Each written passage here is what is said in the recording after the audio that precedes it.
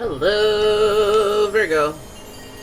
It's umomgtarot, and this is your someone secretly stalking you tarot card reading.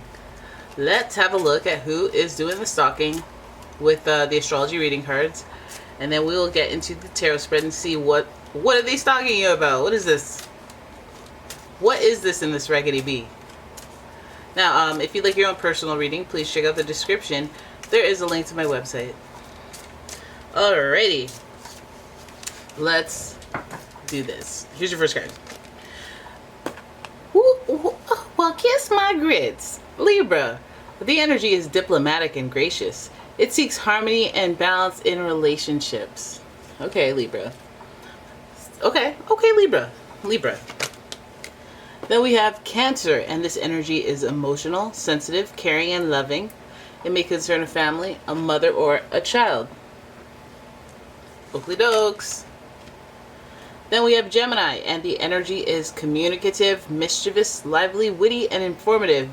Stimulating exchange is possible. So it's giving a lot of air energy here, 2 of 3. And then where it's not intellectual, you know, the math is mathing type energy, communication, intellect, strategy, mind games, I would say sometimes. You know, if it's not that energy, it's the sensitivity of it all. So that's a combo that, you know, I'd be like, okay, well, you might be driven to act because of how you feel. I don't know if it's overwhelmingly because of how they feel, but they may just be emotional on the subject of you or what they find out about you. So let's see. We know that this person's relationship oriented because of Libra. We know that with Gemini, this person, there's a delicate balance between when they're super nice and super mean, and, you know, being that they're air signs, their ability to compartmentalize their emotions, it might feel like it's randomly, you're very sensitive all of a sudden. You're very, like, possessive, or you're very, like, you know, moody all of a sudden out of nowhere. So that may be their personality type. Any of these cards could represent their sun, moon, or rising sign. Really, it's kind of the vibe they're giving. So let's have a look at the tarot spread and see what's going on, because we have a person who should be able to articulate their thoughts. You know, they got a lot of communication ability with all the air, and Cancer is very sensitive, so they can, you know, tap into the subtle energies and express themselves. Okay, so let's see what's going on.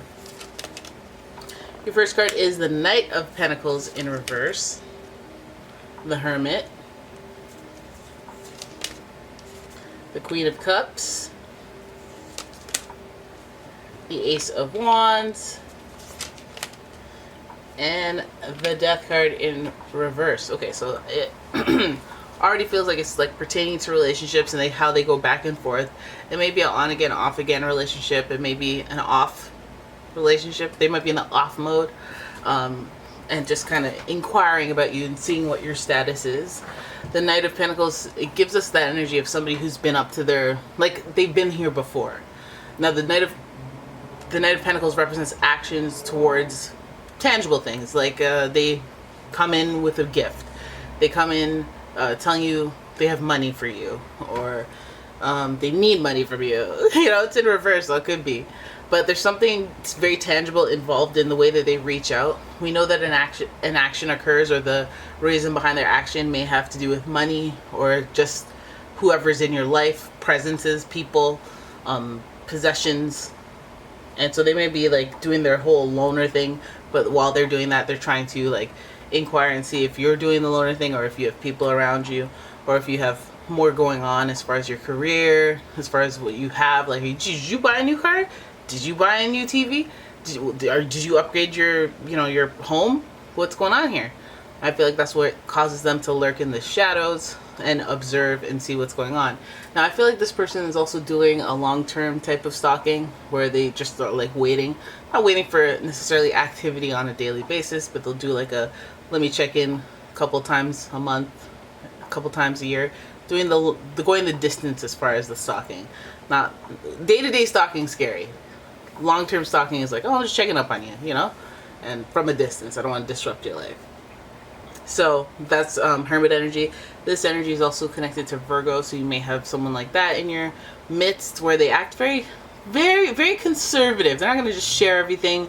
They're going to try to accumulate data before they, come back and express things to you. So it's very much the Hermit energy that is being given. And also I feel like there's a certain sensitivity that comes with Virgo. So we know that the Queen of Cups sitting next to this card might just be like, I'm being standoffish, I'm staying back because I feel like it's the most intuitive and nurturing thing to do.